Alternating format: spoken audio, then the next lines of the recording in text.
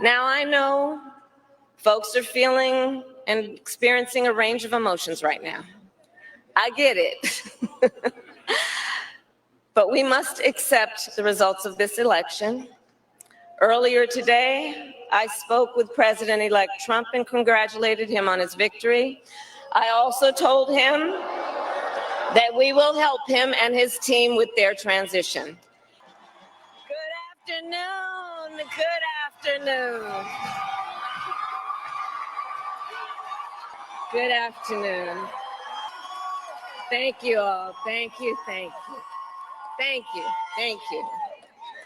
So let me say, and I love you back. And I love you back. So let me say, my heart is full today. My heart is full today, full of gratitude for the trust you have placed in me, full of love for our country, and full of resolve. The outcome of this election is not what we wanted, not what we fought for, not what we voted for, but hear me when I say, the light of America's promise will always burn bright. As long as we never give up, and as long as we keep fighting.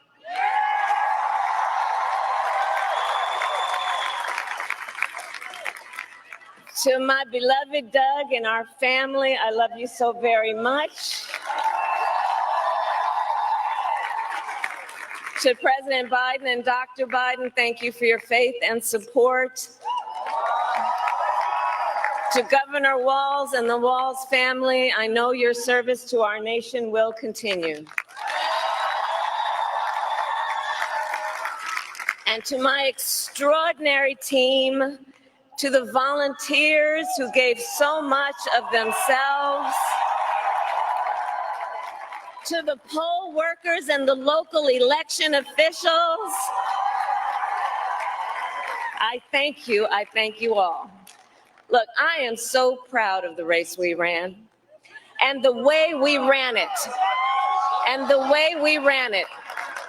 Over the 107 days of this campaign, we have been intentional about building community and building coalitions, bringing people together from every walk of life and background, united by love of country with enthusiasm and joy in our fight for America's future. And we did it with the knowledge that we all have so much more in common than what separates us. Now, I know folks are feeling and experiencing a range of emotions right now. I get it. But we must accept the results of this election. Earlier today, I spoke with President-elect Trump and congratulated him on his victory. I also told him that we will help him and his team with their transition, and that we will engage in a peaceful transfer of power.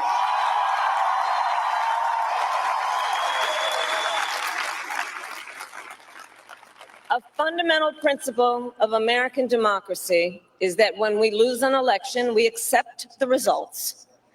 That principle, as much as any other, distinguishes democracy from monarchy or tyranny. And anyone who seeks the public trust must honor it.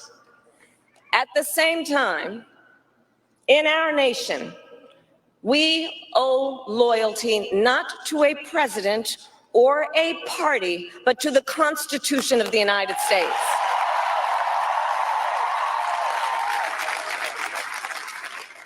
And loyalty to our conscience and to our God. My allegiance to all three is why I am here to say, while I concede this election, I do not concede the fight that fueled this campaign.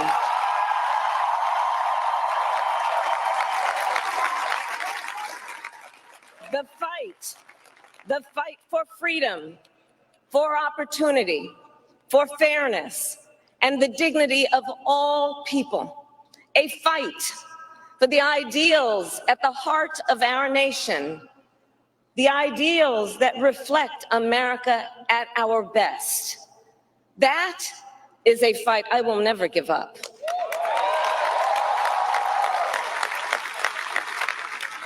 I will never give up the fight for a future where Americans can pursue their dreams, ambitions, and aspirations, where the women of America have the freedom to make decisions about their own body and not have their government telling them what to do. We will never give up the fight to protect our schools and our streets from gun violence. And America, we will never give up the fight for our democracy, for the rule of law, for equal justice, and for the sacred idea that every one of us, no matter who we are or where we start out, has certain fundamental rights and freedoms that must be respected and upheld.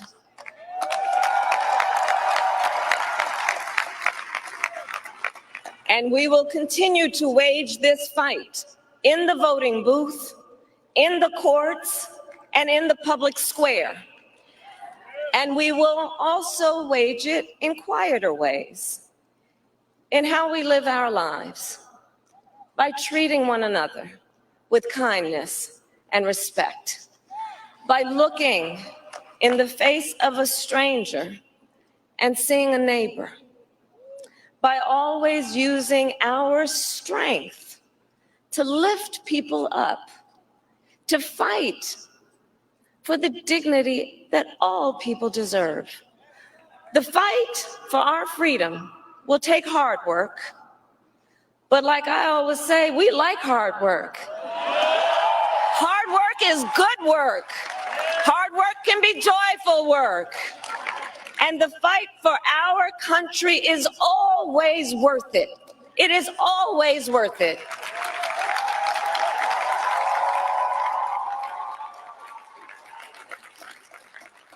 To the young people who are watching, it is, I love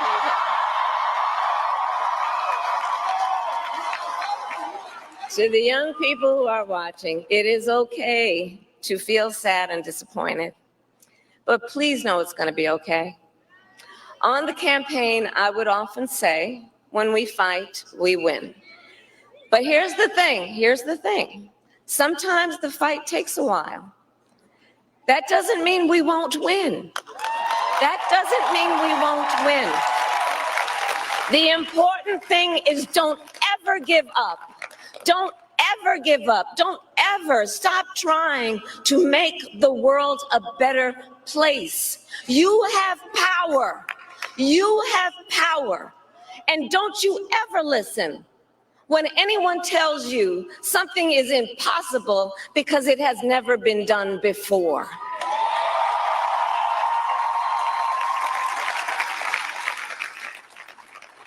You have the capacity to do extraordinary good in the world. And so to everyone who is watching, do not despair. This is not a time to throw up our hands.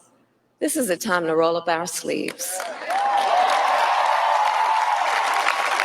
This is a time to organize, to mobilize, and to stay engaged for the sake of freedom and justice and the future that we all know we can build together. Look, many of you know I started out as a prosecutor, and throughout my career, I saw people at some of the worst times in their lives, people who had suffered great harm and great pain, and yet found within themselves the strength and the courage and the resolve to take the stand, to take a stand, to fight for justice, to fight for themselves, to fight for others. So let their courage be our inspiration. Let their determination be our charge. And I'll close with this. There's an adage an historian once called a law of history, true of every society across the ages. The adage is, only when it is dark enough can you see the stars. I know many people feel like we are entering a dark time, but for the benefit of us all, I hope that is not the case. But here's the thing, America, if it is, let us fill the sky with the light of a brilliant, brilliant billion of stars. The light of optimism, of faith, of truth, and service.